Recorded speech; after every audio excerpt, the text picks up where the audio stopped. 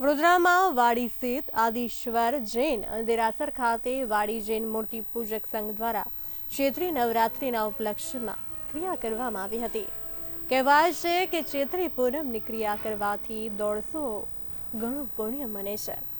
શહેરના વાડી વિસ્તારમાં આવેલા આદિશ્વર જૈન દેરાસર ખાતે વાડી જૈન મૂર્તિ પૂજક સંઘ દ્વારા ક્રિયા કરવામાં આવતી હતી।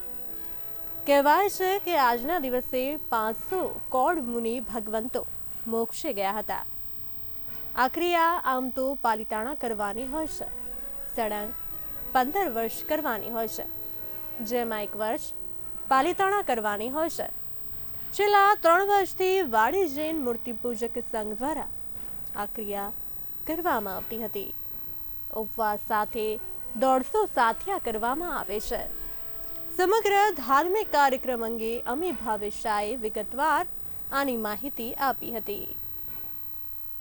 જય જિનેન્દ્ર। અમે અહીંયા વાડી જૈન મૂર્તિપૂજક જૈન સંઘમાં પધાર્યા છીએ। આદેશ્વર દાદાનું આ દેરાસર છે।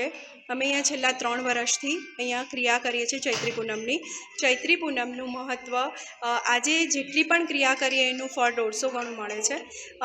અને આજે 500 કોડ મુનિ ભગવંતો મોક્ષે ગયા હતા। અને આજની ક્રિયાનું મહત્ત્વ ખાસ આ ક્રિયામાં પાલિતાણા કરવાની હોય છે। ટોટલ આ ક્રિયામાં 15 વર્ષ સળંગ ક્રિયા કરવાની હોય છે।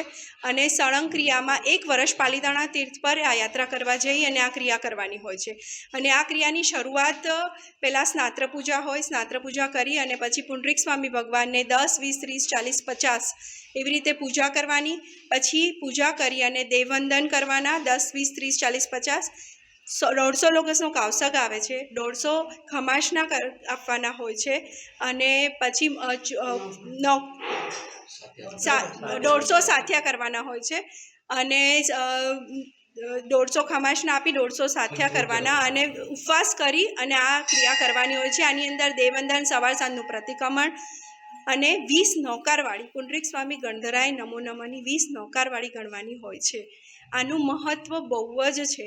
આ ઉપવાસ કરવાથી 150 ગણું ફળ અને ખૂબ જ બધાને સારું મતલબ ચમત્કારિક છે અને આ જીવનમાં બધાએ કરવી જ જોઈએ।